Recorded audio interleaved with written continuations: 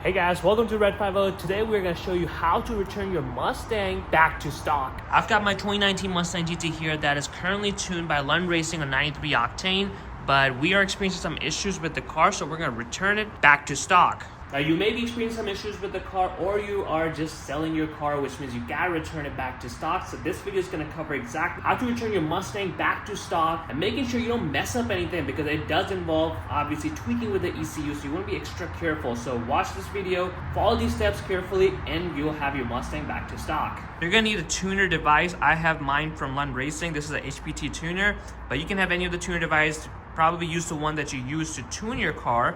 And then I will plug it into the car and show you step by step how to return your car back to stock without messing up anything. Now, once you've got it into the car, you're gonna come here and locate this OBD2 port right there.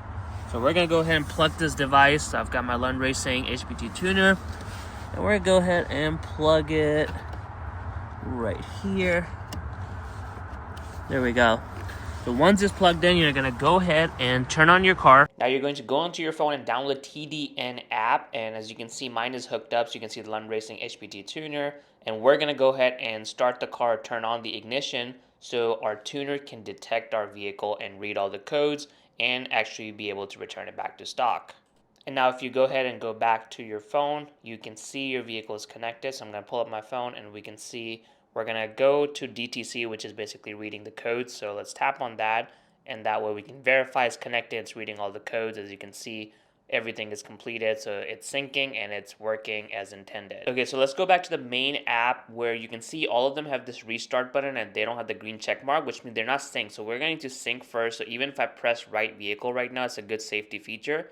It's going to prompt me to sync file before it can rewrite the vehicle. So we're going to go ahead and press sync and then sync everything from the cloud to make sure we have the latest tune files.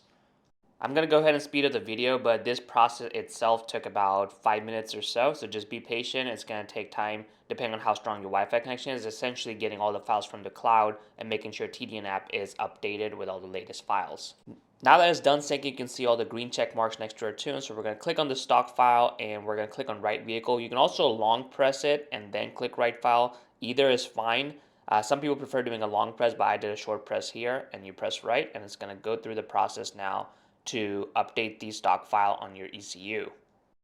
Now this process itself is going to take a while, so I am speeding up the video here obviously, but it took about 15 to 20 minutes to go through the whole process to write down the stock file on your Mustang's ECU. So be patient with this. I'm not skipping the video so you can kind of see the whole progress bar and everything, so you kind of know what to expect. So this is going to take a while. Just be patient with this. I would recommend having your battery either in a battery charger, or making sure if your car has sat overnight, maybe drive it before you attempt this process, because you could end up draining your battery out completely. Okay, so now that it's almost done, it's going to prompt you to turn off the ignition. So you're going to go ahead and turn off your ignition, and then you're going to tap on your app. You're going to see all these lights. This is very normal because it's still updating the file, so don't panic if you see a lot of lights. So I've turned off my ignition. I'm going to press ready on my app, so that way it reads it, and then it's going to have a 10-second timer, so you got to be patient with that. So wait 10 seconds before you can turn back your ignition. So we're going to wait through the countdown. We're at 8 seconds, and here we go, 10 seconds now. So we're going to press done and then also turn on the ignition. So there we go, and I'm going to go ahead and press done here. And then you can see once you press done, that is like it's just cleaning up right now. The lights are still there, but you're going to need to turn off the car to get them to go away. And here you can see complete. Press OK. Don't panic if you still have lights here. We're going to turn off the car right now and turn it back on to basically have all the lights go away, and you'll be able to kind of work with your car normally on the stock tune. Alright, let's go ahead and turn on the Mustang. If you did everything correctly, you should not have any of the warning lights, and the car should fire up right away. So let's go ahead and press the start button, and there she goes. She comes back to life right away. That means you've done everything. I've got the hood and the fuel lights, but those are because there's low fuel and the hood is open right now. All the other lights are gone now. So yeah, if you followed every single step, you should have no issues. But if there are lights or if there are issues with it, you would have to rewrite the file and try this process again in case you missed something. So that's how you basically return your Mustang to stock. You may be returning your Mustang to stock for various different reasons, but it's a very easy process. The only thing you have to be careful of is obviously following the instructions on the app, making sure the ignition is on and ignition is off when they tell you to. and being mindful that you are messing up with the ECU of the Mustang. So everything basically in the car is operated by the ECU, so that's the computer. ECU, so that's the computer in the car.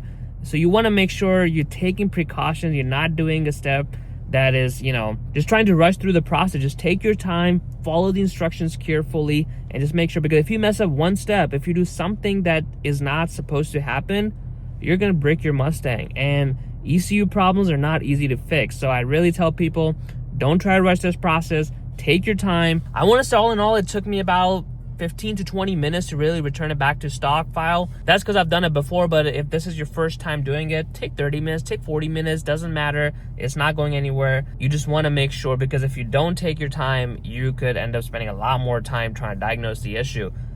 I would recommend that if you do have a battery charger, then you hook up your battery to the battery charger, or just make sure the car is fully charged. So maybe do, drive for a little bit before you start doing that, so the battery is a little bit charged. Don't do it like, after the car's been sitting for the night. That will make sure the battery doesn't die, because that's another thing too, because if you're doing, if you're loading a file onto your Mustang's ECU and the battery dies, it stops, that is not going to be good, because what it's doing is taking out the current file that's in the ECU and replacing it with the stock file. So at any point, if it stops and the battery dies, you are going to be out of luck, because the current file might be out of the system already and it's not finished uploading the new file or the stock file. That is never good. So you want to make sure you're taking that precaution. If you have the battery charger, I would do that. If not, then just maybe drive around for a little bit, 20-30 minutes, just making sure the battery is charged, and then attempt this process. Definitely don't try it when the car's been sitting for overnight, because obviously the battery is going to drain, and if it's cold, it's going to be even worse. The other thing to note is that the app is very glitchy, so I would make sure the app is updated before you attempt this process. These are just the small things, like making sure the battery is charged, app is updated, just to make sure the process goes a lot smoother, because I had issues with my app as well. So just update it and make sure it's ready to go. But yeah, guys, I hope you enjoyed today's video on how to return your Mustang to stock, and whether you're doing it to sell your car or you're having issues, I hope it gets resolved. And if you're selling your car, well, I hope you're getting a new Mustang and not just departing the Mustang community. So I hope you enjoyed it. It was easy to follow. Comment below if you have any questions as you're kind of going through the process. I would also recommend asking your tuner. The process is the same for pretty much every single tuner, but some of them might be a little bit different, and they might have some preferences in terms of the stock files and how they go about it. Mine is Lund Racing, but if you're doing Wenger Tuning, Palm Beach, Rob Shoemaker, whoever the popular tuners are for the Mustang, make sure you just let them know, hey, I'm trying to return back to stock, and these are the process, because most of the time they have a file that they can give you the process on how to return it back to stock, because depending on what device you have, it might be slightly different. So it's very helpful to making sure you are following the right process for the right tuner, because you don't want to be messing them after the fact and saying there's an issue. But yeah, I hope you enjoyed this video. I'll catch you guys in the next video, and of course subscribe to Red 50 for more videos.